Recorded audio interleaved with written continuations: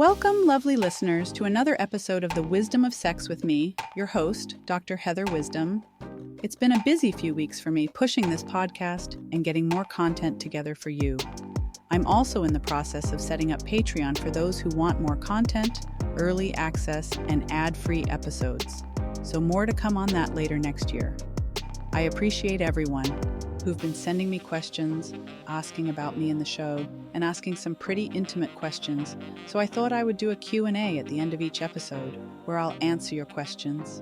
But today, we will be dissecting what makes us feel warm and tingly when someone catches our eye, or maybe our heart.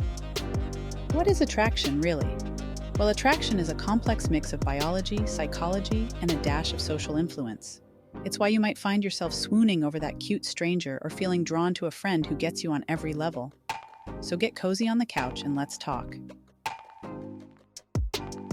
First things first, let's talk biology.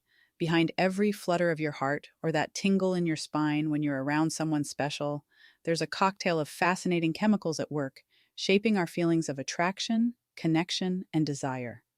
Let's start with dopamine, known as the feel-good hormone. Dopamine is one of the main players in attraction. When you're with someone you're drawn to, your brain releases dopamine, which gives you that euphoric, on-top-of-the-world feeling.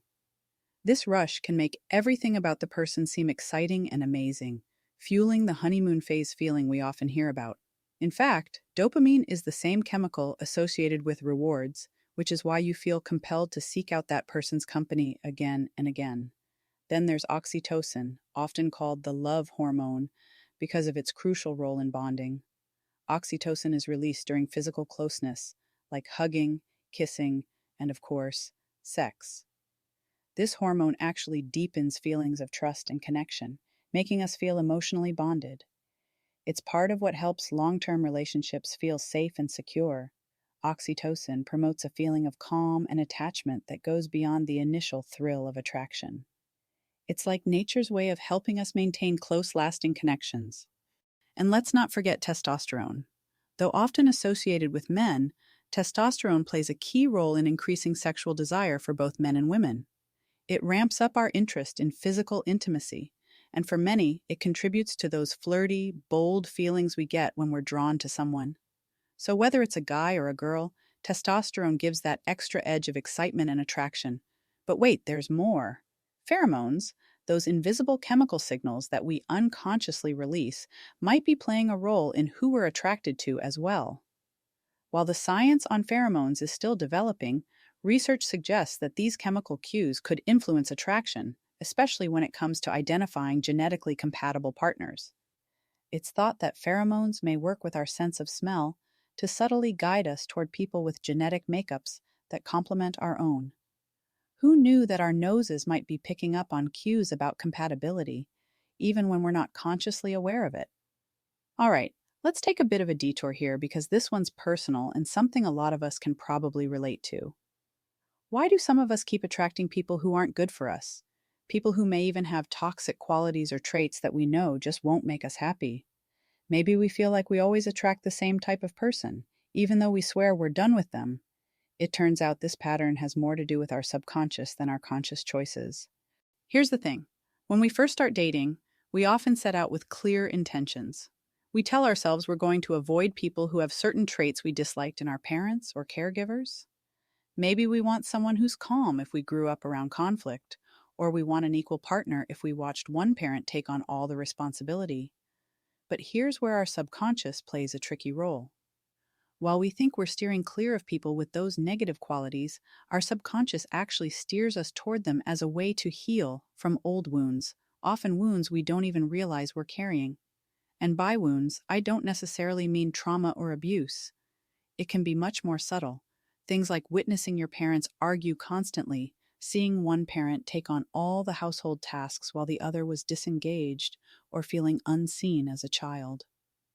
These patterns become internalized, and as adults, we're sometimes unconsciously drawn to people who echo those dynamics. In a sense, our subconscious seeks out familiar situations, hoping to resolve the feelings that were left unsettled. For example, and I'll get personal for a moment, when I was dating, I kept finding myself drawn to people who struggled with alcohol. I knew it wasn't healthy, and consciously, I wanted to avoid it. But that pattern kept repeating because there was a part of me subconsciously replaying old scenarios, hoping for a different outcome. It was as if my brain was saying, maybe this time, I'll fix it. Of course, it doesn't actually work that way. True healing doesn't come from repeating old patterns, but from recognizing them and making intentional choices that genuinely serve us. So, if you find yourself stuck in a cycle of dating people who just don't seem right for you, it could be worth exploring what old patterns or dynamics might be at play. Healing from these subconscious influences isn't easy, but with awareness and a bit of work, we can start choosing partners who genuinely align with the love and respect we want and deserve. We start to heal when you either recognize what you're doing or you actually fix the issue, which doesn't happen often. Okay, let's move on and dive into something that plays a huge role in how we form and experience relationships: attachment styles, which could be an entire episode in itself. Developed from early childhood experiences, our attachment style often shapes how we connect with others, our level of trust, and even our comfort with intimacy. Psychologists generally recognize four main types of attachment styles: secure, anxious, avoidant, and fearful avoidant, also known as disorganized. Let's explore each in detail because understanding your own attachment style can be a game changer for relationships.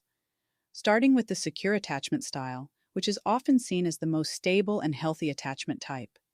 It accounts for about 50% of the population. People with a secure attachment style are generally comfortable with intimacy and trust. They don't shy away from closeness, but also respect boundaries. These individuals usually had caregivers who were consistently responsive and emotionally available, which helped them feel safe to explore the world and express their needs. In relationships, people with secure attachment tend to communicate openly and effectively. They're comfortable giving and receiving love, and they're typically good at handling conflicts in a calm, constructive way. When challenges arise, a securely attached person is less likely to become overly anxious or defensive because they have an underlying confidence in the stability of the relationship. For partners, this can make being with a securely attached person feel safe and predictable, a major plus when building a long-term relationship. Next, let's talk about anxious attachment, sometimes referred to as anxious preoccupied attachment. This is about 25% of the population and more often are women, and describes me. I definitely have an anxious attachment style. People with this style often crave closeness and can become preoccupied with their relationships.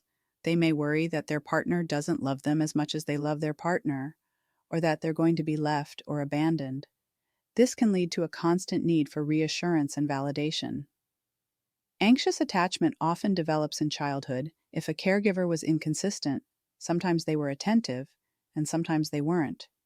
This unpredictability can make a child unsure of whether their needs will be met, and as they grow, they might internalize a fear of rejection or abandonment. In adult relationships, this can manifest as clinginess, jealousy, or heightened sensitivity to changes in their partner's behavior. Think about someone who gets anxious or upset if their partner doesn't text immediately or within a certain amount of time. An anxiously attached person might overthink or interpret neutral actions as signs of disinterest, which can put a strain on the relationship. They tend to have irrational thoughts or go down the rabbit hole of what may or may not be happening with no facts, and they can catastrophize things. On the positive side, anxious partners are often very attuned to their partner's needs and emotions, which can be a strength if balanced with self-confidence. Now let's look at the avoidant attachment style, also known as dismissive avoidant attachment. 20% of the population is avoidant. Typically, it's men, which makes sense when you hear what it is. People with an avoidant attachment style tend to feel uncomfortable with closeness and may prioritize independence over intimacy. They might have had caregivers who were emotionally distant or who discouraged expressions of vulnerability. Sadly, I believe this is why it's primarily men. Men are often taught to not show their feelings, to man up and not get too emotional as it's a sign of weakness. As a result, they learn to rely on themselves and to view relationships as potentially restricting or invasive. In adult relationships, avoidantly attached people often value their own space and may shy away from deep emotional discussions. They can appear distant or aloof, which can be misinterpreted as a lack of interest or love. But it's not that they don't care, they simply feel more comfortable managing their emotions independently. Conflict can be challenging for avoidant individuals, as they may shut down or withdraw rather than engage in potentially vulnerable conversations. While this style can make closeness difficult, avoidant individuals are often self sufficient and good at problem solving independently. I like to say that these people don't like to say, I love you because they told you once before, and that should be enough. They may say something like, I told you I love you. If that changes, I'll let you know. And finally, we have the fearful avoidant attachment style, sometimes called disorganized attachment. This is about 5% of the population, and sometimes they are diagnosed with borderline personality disorder. This is often the most complex style, as it combines aspects of both anxious and avoidant attachment. People with a fearful avoidant attachment style often desire closeness and intimacy, but simultaneously fear being hurt or rejected. This internal conflict can lead to unpredictable behavior in relationships. This style typically stems from a childhood where caregivers were both a source of comfort and fear, perhaps due to abuse, neglect, or inconsistent behavior. As adults, fearful avoidant individuals may find relationships both appealing and terrifying. They may experience intense emotions but struggle to express them, leading to a cycle of getting close and then pulling away when they feel vulnerable. This push-pull dynamic can be challenging for both the fearful avoidant person and their partner. It's like, I love you, I hate you, I need you, go away mentality. However, with self-awareness and therapy, people with fearful avoidant attachment can learn to manage their fears and build more stable connections. An interesting thing about anxious attachment is that people with this style often find themselves gravitating toward avoidant partners. At first, it might seem like a mystery. Why would someone who craves closeness be drawn to someone who values independence and space? Well, the answer often lies in the underlying dynamics of each attachment style. Anxious individuals feel a deep need for reassurance and connection, while avoidant individuals maintain a sense of safety by keeping emotional distance. This can create a push-pull pattern that feels intense, even thrilling for both parties.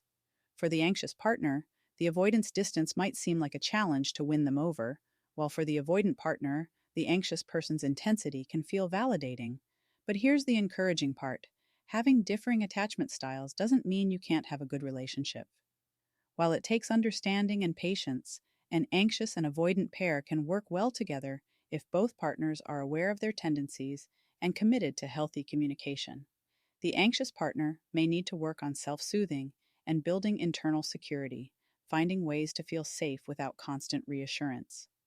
Meanwhile, the avoidant partner can work on recognizing their own comfort level with intimacy and practicing vulnerability so they can lean into closeness without feeling overwhelmed. In the end, with effort and awareness, an anxious avoidant pairing can lead to personal growth for both partners. The anxious partner learns to trust and validate themselves more, while the avoidant partner becomes more open to emotional closeness.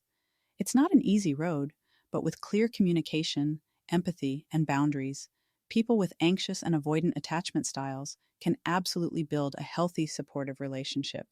And I can attest to this. My husband is avoidant while I am anxious, and our relationship is very strong. Maybe not perfect, but certainly perfect for us. We've worked hard together, ensuring that my anxiousness is in check and his avoidance of anything feelings is not an issue. He is more open to talking about emotional things in a way that is comfortable for both of us. It's all about communication, folks. Understanding these attachment styles can be a powerful tool in navigating our own emotions and relationship patterns. Whether you identify with secure, anxious, avoidant, or fearful avoidant attachment, awareness of your style can help you recognize your needs, improve communication, and work toward more fulfilling connections. And remember, attachment styles aren't fixed. People can and do grow through new experiences, therapy, and self-reflection. So no matter where you fall, there's always room for a healthier, happier relationship path. Now let's zoom out a bit and take a broader look at the social and cultural forces that shape who and what we find attractive. In many ways, society and culture act as the unseen directors of the attraction game, setting standards for what's hot and what's not. Our ideas of beauty and attraction are rarely formed in a vacuum. They're influenced by everything from historical ideals to today's media and social trends. Take Western culture, for instance. For decades, there's been a strong emphasis on things like youth, slim figures, and symmetrical faces as markers of beauty. Think of how often we see these features celebrated in movies, magazines, and advertisements. They're practically everywhere. Youthfulness is often equated with vitality and fertility, while symmetry is seen as a sign of good health. But this isn't a universal standard. In many African cultures, for example, a fuller figure has traditionally been seen as a sign of wealth, fertility, and beauty, reflecting an entirely different set of cultural values. And it doesn't stop there. Peer influence and societal expectations shape us too. When people around us admire certain looks or personalities, we often subconsciously adopt those preferences. This can be especially strong during formative years like adolescence, when fitting in feels particularly important. We might be drawn to certain types of people or traits because they're seen as cool or desirable in our social circles. So while attraction can feel deeply personal, it's also shaped by these larger social and cultural narratives. Today's beauty ideals might shift tomorrow, but understanding these forces can help us see how our tastes are influenced, not just by our preferences, but by the broader cultural backdrop that we're all part of. And let's not forget physical appearance, the starting point for so many attractions. I mean, let's face it, looks do matter, especially in those initial stages when we're just getting to know someone. That wow factor can instantly grab your attention, and research backs this up. Studies show that physical attractiveness often plays a key role in that first spark. But here's where things get interesting. What we find attractive doesn't stay static as a relationship deepens. Initially, physical traits like a great smile, sparkling eyes, or yes, those washboard abs can really catch our eye. Attraction, at first sight, is powerful because our brains are wired to respond to visual stimuli quickly, which is part of why physical looks can make such a strong first impression. However, as time goes on and we get to know someone, it's often the inner qualities, things like kindness, humor, and shared values, that become the real foundation of attraction. The science behind this is pretty cool. When we first meet someone, we're usually in that honeymoon phase, driven by dopamine and excitement. But as relationships grow, different chemicals like oxytocin come into play and can create a deeper emotional bond. At this point, physical attractiveness might still be appreciated, but it's the emotional connection that really keeps us invested. A person's quirks, the way they make us laugh, and the values they share with us, these are the things that turn that initial spark into a lasting flame. What's even more fascinating is that over time, our perception of a partner's attractiveness can actually increase based on the positive feelings we have toward them. In other words, when we genuinely enjoy being around someone and feel understood by them, they tend to look more attractive to us. It's like our brains prioritize the emotional bond over the purely physical. And the opposite is true. We may not find someone physically attractive at first, but over time, their personality creates this attraction. So while most of the time physical appearance might start the conversation, it's really personality, shared interests, and that feeling of I get you that keeps it going. Now, we can't ignore the modern elephant in the room, technology. Dating apps like Tinder, Bumble, and Hinge have completely revolutionized how we experience attraction, often simplifying it to something as quick as a left or right swipe. It's like window shopping for romance. Swipe left to pass, and right if you're interested. On one hand, these apps have given us more access to potential partners than ever before, making it easier to connect with people we might never have met in our day-to-day lives. But here's the flip side. This instant access to countless profiles also brings new challenges. I was talking to a client about this and how she feels like there are too many options out there. It can be overwhelming to use these apps. It's the paradox of choice. With so many options at our fingertips, it can create the illusion that there's always someone better, just one more swipe away. This can lead to a mindset where no one feels quite good enough because we're always looking out for the next best thing, creating a cycle of endless searching and shallow connections. And then there's social media, which has its own impact on attraction. Platforms like Instagram and Snapchat allow us to curate our lives to look flawless.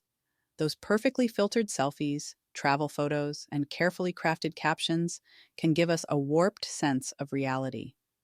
The problem is that this polished version of ourselves can elevate superficial attraction, focused on looks and status, over deeper, more meaningful connections. What we see on someone's feed might be just a highlight reel, but we still end up comparing ourselves and our relationships to these images, often feeling like we don't measure up. And let's be honest, this can make it hard to connect with people on a real, authentic level. And of course, there's always the risk of getting catfished, connecting with someone who turns out to be very different from the image they presented online. It's a jungle out there, and with so much emphasis on appearances, we can sometimes miss out on the deeper qualities that truly make someone a great partner. At the end of the day, while technology has made dating more accessible, it's also made it more complex. Finding a genuine connection takes a little more effort to see past the filters and swipe culture. Attraction might start online, but building something real still requires that same old-fashioned curiosity, empathy, and, yes, a willingness to put the phone down and focus on who's right in front of us. So, how do you boost your own attractiveness? Well, first, you have to have some self care. Taking care of yourself physically and mentally not only improves your health, but also boosts your confidence. And confidence is one of the most attractive qualities there is. When you feel good in your own skin, it shows in the way you carry yourself, and people pick up on that energy. Self care doesn't mean you need to hit the gym every day or follow a strict diet. It's about doing what makes you feel strong, rested, and balanced. Whether it's going for a walk, getting enough sleep, or finding time for things you enjoy, self care has a ripple effect that can make you more appealing to others. Next, let's talk about authenticity. People have an amazing ability to sense when someone is being genuine. Being yourself, quirks and all, is far more appealing than trying to be someone you're not. So bring out your real personality, unless, of course, you're a bit of a jerk, in which case, working on kindness and empathy should come first. Authenticity builds trust, and when people feel they're seeing the real you, it creates a stronger connection. Plus, there's nothing more freeing than knowing you don't have to pretend to be something you're not. Social skills are another key component. Knowing how to connect with others emotionally and being a good listener can be just as important as physical appearance. People are drawn to those who make them feel seen and heard.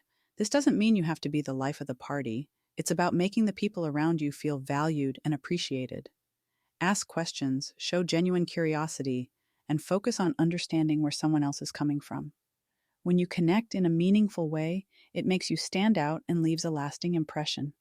And finally, a sense of humor is scientifically proven to increase attractiveness. People who make us laugh make us feel good, and humor also signals intelligence, creativity, and playfulness, all highly attractive qualities. Don't be afraid to crack a joke or show your silly side as long as it's in good taste. Laughter is an incredible way to bond, and studies show that shared humor can deepen relationships. Just remember, it's not about being a stand-up comedian, but finding joy and fun in everyday moments and sharing that with others. So, there you have it.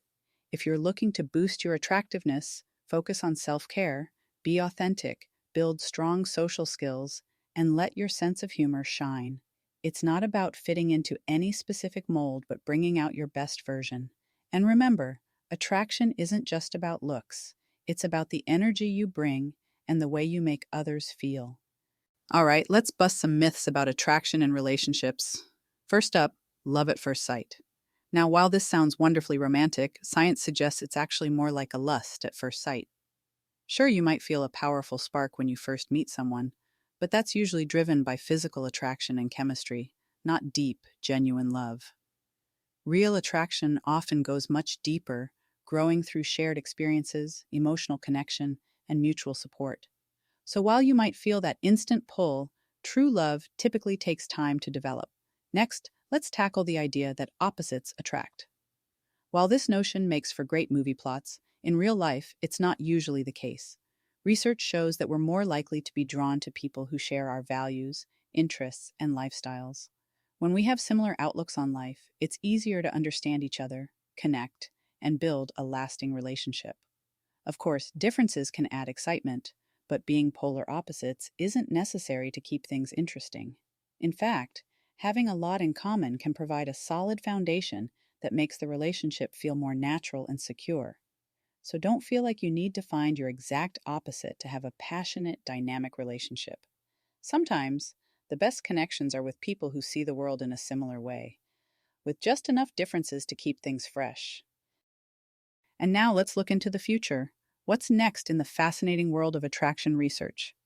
Scientists are diving deeper into how new technology like virtual reality and artificial intelligence might revolutionize our relationships.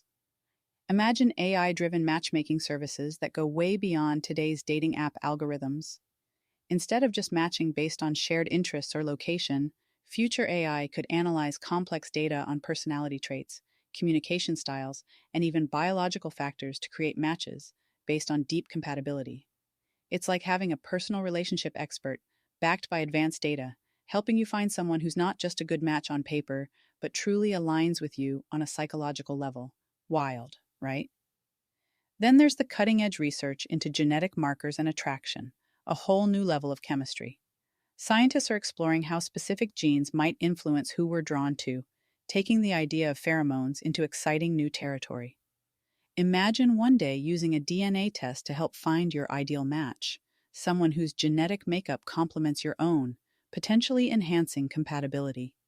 While it sounds like science fiction, studies on this are underway, and who knows?